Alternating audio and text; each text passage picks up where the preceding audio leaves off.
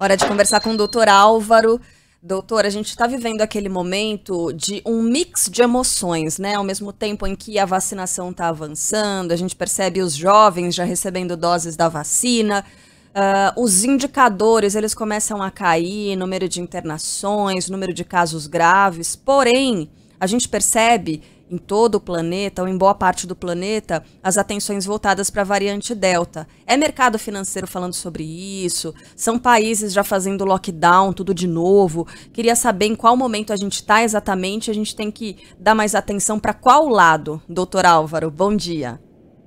Bom dia, Carla, bom dia para os ouvintes. Bem, a situação é que tem indicadores melhores da pandemia. A gente, depois de viver quase um ano e meio, né, vendo só indicadores ruins, quando começa a ver esses indicadores de taxa de ocupação menor, de redução de óbitos, a gente fica um pouco mais otimista. Mas em contrapartida, é importante a gente destacar, acho que o público que está escutando a gente viveu vários reveses da epidemia de coronavírus, e sempre o que acontece fora é um termômetro para a gente o que vai acontecer aqui no Brasil, o que pode vir a acontecer. A gente teve primeira onda lá, teve primeira onda aqui. Teve segunda onda lá, teve segunda onda aqui. Tem variante Delta lá, vai ter variante Delta aqui. E por que você pontuou muito bem, cara, a preocupação global com relação à variante Delta? Ela é mais transmissível. Ela tem mais escape vacinal, especialmente de forma leve e moderada. E a gente está falando que a nossa política em vários locais do Brasil é começar a flexibilizar e às vezes até numa velocidade maior do que a gente gostaria que fosse essa flexibilização, né? E aí o que acontece? Você está falando em flexibilizar mais do que de repente seria necessário nesse momento, num cenário que daqui a alguns meses pode vir uma variante que tem uma carga viral 1000 vezes maior na via respiratória, pode ter falha de forma leve e moderada, ou seja, a pessoa não tem forma grave, mas ela pode transmitir. Então, por isso que é um motivo de apreensão, né? O mundo está preocupado, alguns países estão com medidas mais agressivas, e a gente vai ali olhando a situação ainda numa fase de querer abrir. Então, esse é o cuidado que a gente tem que ter nesse momento. A gente não pode abrir e permitir situações de alto risco, especialmente porque, muito provavelmente, a gente não tem dados de vigilância genômica muito consistentes do Brasil com relação à variante Delta, mas ela deve estar já no nível de casos aqui no Brasil para a gente ficar ali olhando com muita atenção e pensar numa flexibilização um pouco menos intensa, tão rápida.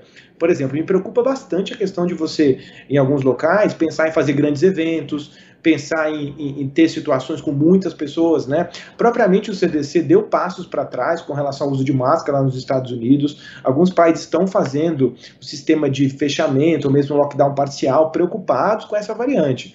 Então, é meio complicado a gente achar que não vai ter essa variante predominante aqui no Brasil daqui a algum tempo, e mais complicante ainda a gente pensar em flexibilizar muito agressivamente, sendo que nas próximas semanas a gente pode ter. Então, do ponto de vista de saúde pública, talvez seja importante a gente não cometer erros que a gente já cometeu anteriormente, né, com relação à primeira e à segunda onda, né. Claro que existe uma pressão econômica muito forte, uma questão propriamente das pessoas que não aguentam mais a questão do isolamento, mas uso de máscara é algo que tem que estar muito claro com a população. O uso de máscara e vacina é algo obrigatório ainda. A gente não pode pensar no mundo nesse momento seguro sem essas duas intervenções.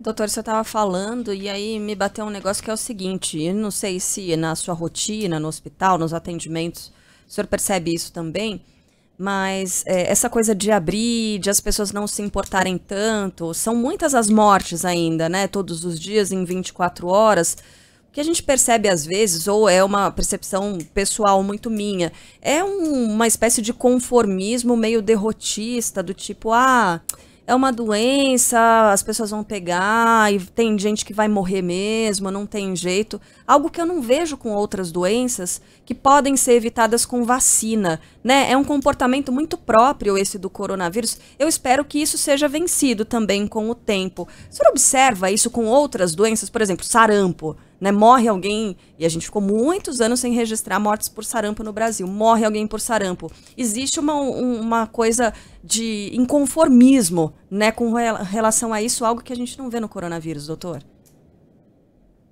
Olha, aquela questão da Covid, do coronavírus, eu acho que é a questão do tempo e como isso mudou a rotina de todo mundo a nível global, né? Então, acho que as pessoas, elas ficam menos sensíveis com relação a ver óbito, no ponto que essa doença modifica toda a vida delas. Modifica a parte de trabalho, modifica a parte de relações sociais e modifica para um lado ruim, né? Ela lima as pessoas de muito contato social, ela, às vezes, teve muitas pessoas que perderam emprego. Então, existe até uma sensação com relação à doença, da pessoa falar, poxa vida, o Covid me trouxe tanto prejuízo em vários aspectos da minha vida, então eu acho que essa questão vai para o lado de uma sensibilização menor com relação ao número de óbitos. Você tocou num aspecto muito importante, Carla, 1.000 óbitos por dia, esses são os dados de ontem, ainda não é um número longe para a gente poder comemorar, né?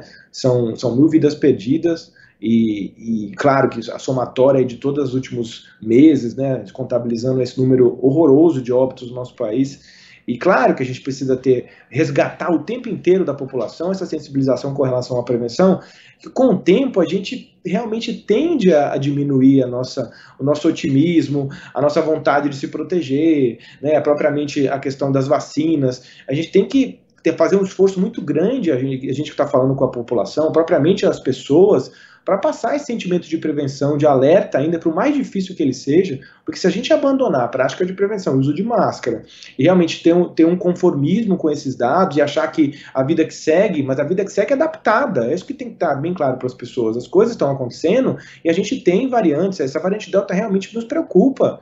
Então, se a gente achar que a situação está totalmente tranquila e não está, a gente corre o risco de entrar numa situação de maior gravidade de casos nas próximas semanas, né? Então, precisa correr, vacinar o máximo de gente possível, as pessoas irem tomar a segunda dose, não ter esse conformismo realmente com relação, por parte até da gestão do governo nosso, de entender que a gente precisa, de repente, ter medidas antecipatórias, olhar a vigilância genômica, entender a circulação de variante Delta. Isso é importante no planejamento estratégico brasileiro. A gente não pode correr o risco de não ter algumas condutas que podem evitar o número de casos daqui nas próximas semanas, né?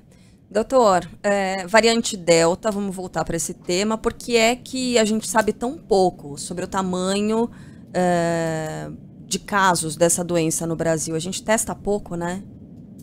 Carla, a gente testa pouco e, além disso, a gente não faz um teste que é um teste de variação genética, é um teste muito específico, muito caro, precisa de uma rede muito bem estruturada para fazer isso, que é o teste que vê essas variações genéticas. Não é um teste comum, um cotonete, é um teste que você faz a avaliação, qual é a variante, qual o subtipo, e isso é importante a gente fazer, a gente não tem perna para fazer isso, porque é um exame caro, é um exame que precisa realmente ter uma estrutura de vigilância que a gente ainda está desenvolvendo com dificuldade aqui no nosso país. A gente não tem ideia do tamanho, de repente o que está acontecendo, e muito provavelmente deve estar acontecendo isso, já tem uma circulação intensa de variante Delta no nosso país, né? Tem alguns dados do Rio de Janeiro mostrando aí uma porcentagem significativa. O que a gente faz, cara? A gente colhe algumas amostras, isso se chama uma vigilância por amostra, e veja o que está acontecendo, né? De todo mundo. E realmente já assusta ver dados aqui de algumas cidades do Brasil mostrando que tem um incremento dessa variante, e realmente esse momento que a gente está pensando em flexibilizar, talvez olhar com um olhar muito atento essa questão, né, porque ele é mais transmissível. Então, ter esse dado na mão da quantidade de casos que circula, talvez é importante para a gente até fazer planejamentos, como eu falei, em saúde pública, em vigilância epidemiológica, você fazer medidas antecipatórias antes da situação mais grave é importante, já que a gente evita uma situação de maior gravidade, mas é difícil fazer isso. Realmente a vigilância genômica no Brasil e em vários países do mundo tem essa dificuldade de custo, de montar laboratórios que tem que ter uma tecnologia muito alta, né? Isso precisa de investimento, precisa de estrutura, e a gente está realmente nessa situação, fica um pouco atrás do Brasil mesmo. Doutor, vamos lá, participações de ouvintes. Tem ouvinte falando sobre esse intervalo da primeira e da segunda dose, mas com relação às condutas, né, a voltar ou não às atividades. Tem uma ouvinte que é professora, ela mandou só uma queixa, né, dizendo assim, sou professora e obrigada a retornar aos trabalhos presenciais somente com uma dose da vacina, mandou um emoji ali bem brava, assim, com uma carinha de brava. E tem também a nossa ouvinte de todos os dias, a Nana Campelo, cozinheira, tem praticado todos os protocolos de higiene, de limpeza e tudo mais, tomou a primeira dose. A segunda dose, em setembro, ela está com medo de ter que atrasar isso por falta da vacina específica dela. Ela pergunta qual o risco de contrair, né, a Covid, de estar exposta à doença nesse intervalo entre doses. Olha, Carla, a preocupação das duas ouvintes é genuína, realmente. A gente, com uma dose só, a gente sabe que o nível de proteção não é igual comparado às duas doses, com exceção da vacina da Janssen, que é uma vacina de dose única. Então, claro, que essa questão de retorno às atividades com uma dose tem que ser vista com muito cuidado.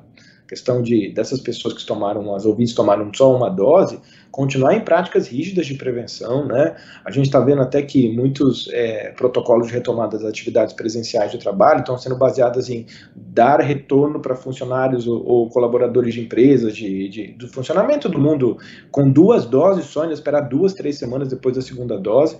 Então, pessoas que tomaram uma dose que por algum motivo voltaram para as atividades de trabalho têm que estar bastante atentas com relação ao que fazem dentro do trabalho, quais são os exigir protocolos de segurança muito bem estabelecidos dentro dos locais onde trabalha e tomar cuidado redobrado com o que faz fora também, encontrar pessoas. Então, tudo isso ainda dentro de uma ótica de cuidado, de atenção, de evitar situações de risco. E tem também uma questão que é um pouco mais antiga, a gente abordou bastante, sobretudo no começo da pandemia, aí depois um pouquinho mais para frente, que é a questão das máscaras. O nosso ouvinte é de João Pessoa, ele só não mandou o nome, mas ele diz, olha, eu acredito que muita gente está confiando no fato de estar usando máscara e assim se sente absolutamente protegida, né, no meio das outras pessoas e tal. O que a gente pode dizer, doutor, com relação à confiabilidade das máscaras e já é o momento de substituir aquelas máscaras do começo da pandemia? Aquelas não estão valendo mais, né, doutor? É hora de investir em novas máscaras?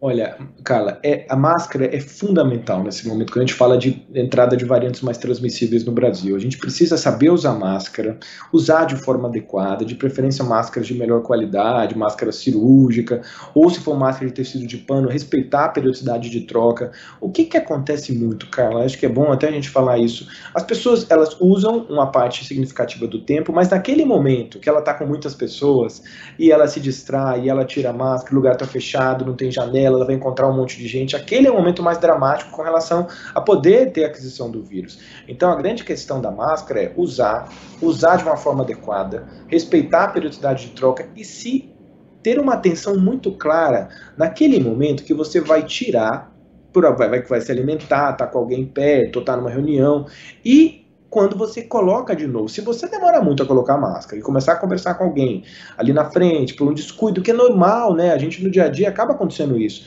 Ali é um momento que pode acontecer a transmissão. Então a gente tem puxado a orelha das pessoas, porque esse contínuo de achar que está tudo melhor, então as pessoas acabam usando, mas usando de forma parcial. E aí, naquele momento que ela não está usando, que pode ocorrer a transmissão. Então fica esse recado que a gente precisa ter cuidado quando tira para colocar rapidamente, especialmente se for lugar fechado com muitas pessoas, é tudo muito rápido. Tirou, colocou de novo, tentar manter distanciamento, abrir a janela, tudo isso a gente já falou, é importante a gente falar de novo, porque, como eu falei, as pessoas ficam cansadas, às vezes esquecem de situações que são muito simples e não é nem de propósito, acaba esquecendo mesmo e é até pelo cansaço de fazer todo dia a mesma prática, né? Uhum. Agora, uma bem rápida, a nossa ouvinte Mica, ela diz o seguinte, ela se contaminou, né, ela pegou coronavírus no momento em que ela deveria receber a primeira dose da vacina. Quanto tempo tem que esperar, doutor, depois de totalmente recuperada da Covid?